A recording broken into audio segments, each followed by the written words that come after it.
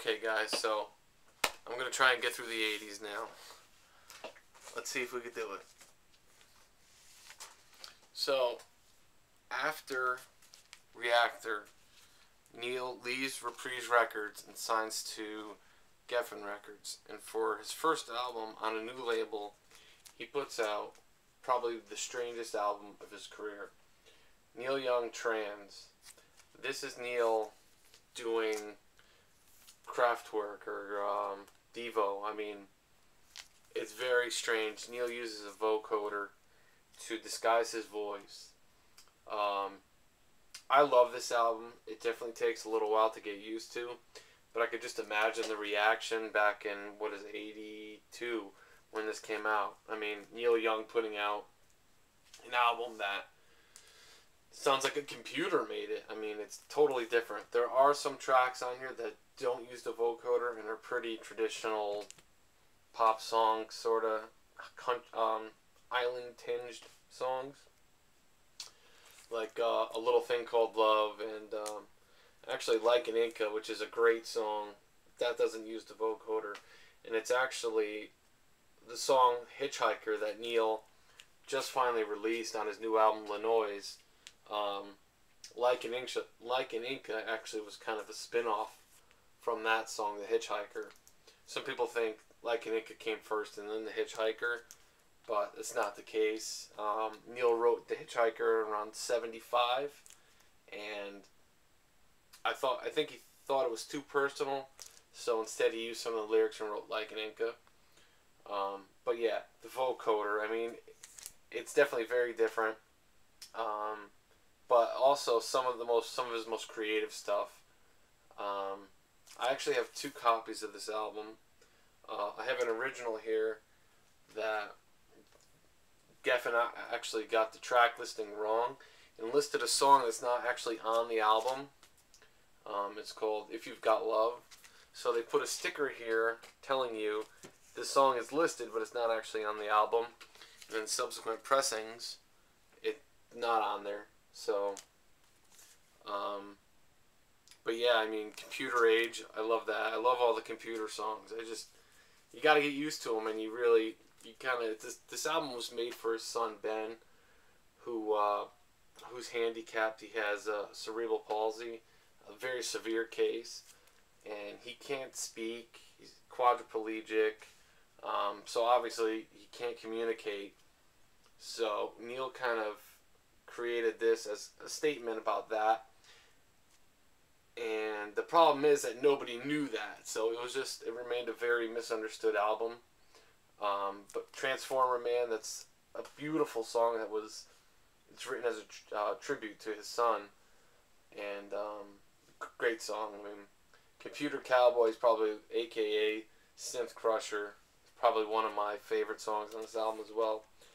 He also does a computerized version of Mr. Soul. And Like an Inca. Sample and Hold. Good album. Trans. I would say don't start with this if you're not familiar with Neil's stuff, but you could work up to it. I believe after that, talk about stylistic shifts, Neil puts out the Shocking Pinks. Everybody's rocking. Geffen was unhappy with Trans, obviously, and said, this isn't really representative of Neil Young. I mean, so they said, why don't you make a rock and roll album? So Neil said, all right. And he put out a rockabilly album. And this is probably my least listened to album by Neil. This is actually a promotional copy, but I never really listened to it too much. It's a little much to take. I think it's definitely my least favorite album by him, but it's more like a joke than anything else that he's kind of playing on the record company. But who knows? I mean, I'm sure if you ask him, he'll still stand behind it. I guess it was kind of a thing too at the time. I mean, you had the Stray Cats and bands like that doing rockabilly and things. So there you go, the Shocking Pinks. After that, now Neil puts out his most country album ever, Old Ways. And I actually like this album. this was actually kind of difficult to find. I wasn't really into buying on eBay. If you look on eBay, it's readily available, but before that, I couldn't really find this album. I came across it at a record store a few towns over from where I live, and it's not bad. It's very countryish. I mean, he's got guest appearances. I think who's on here? I think Willie Nelson is actually on here. Waylon Jennings, and a few other country players. I like a lot of these songs. Are There Any More Real Cowboys? I think he wrote that with Willie Nelson. He definitely sings it with him. Old Ways is good. Once an Angel, Misfits, The Wayward Wind, Get Back to the Country. It's not a bad album. It's very country. So, if you want to check it out, Old Ways. Now, after that, he came out with probably his most rock record in a long time, Landing on Water. Now, it's very loud drum sound, very 80s record. But I actually like it. There's a lot of good songs on it. I mean, Weight of the World, Violent Side, Hippie Dream, Bad News Beat, Pressure, I really like that. Hard Luck Story, People on the Streets. But it is very different.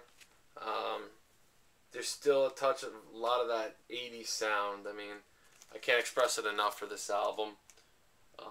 Hippie Dream is really him kind of bashing Crosby, Stills, and Nash in a way, in the whole 60s ideals. I mean, but this came out, what is this, 1986. So it was in the middle of the 80s, so I'm sure Geffen wasn't so happy with this album, and I don't think it sold very well. At this time in his career, he wasn't selling a lot of records, and I think there was actually a point where he thought about maybe having to do something else, but it just goes to show how much Neil is. He just follows the muse. He just does. He does what comes to him, and you can't say the guy doesn't have. You can't say he doesn't have balls. I mean, the guy's got balls.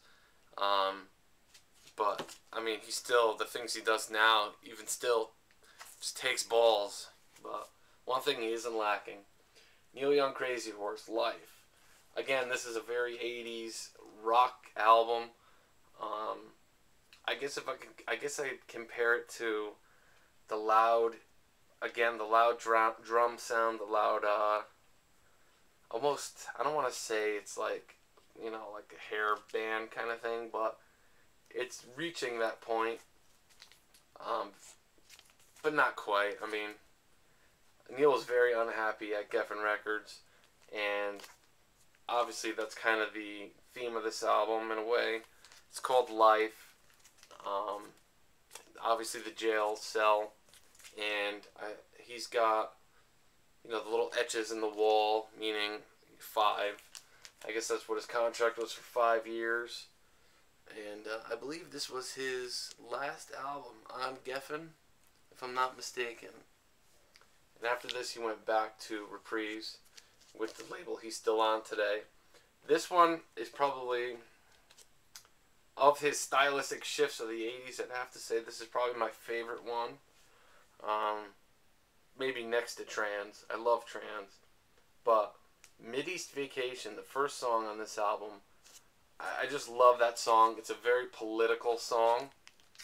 But once you really listen to it, it's got that weird sound. But once you listen to it a few times, I love it. It's catchy. I mean, Long Walk Home's another great one.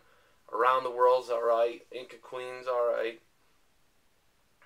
Too Lonely. Prisoners of Rock and Roll, it's kind of hokey, but alright. Crying Eyes. We Never Danced. When Your Lonely Heart Breaks. That's a really good one, too. So there. Neil Young, Crazy Horse, Life. Alright, so leaves Geffen, goes back to Reprise now. And so you might think that he would go back to his old sound, and stop all this career shifting, style changing.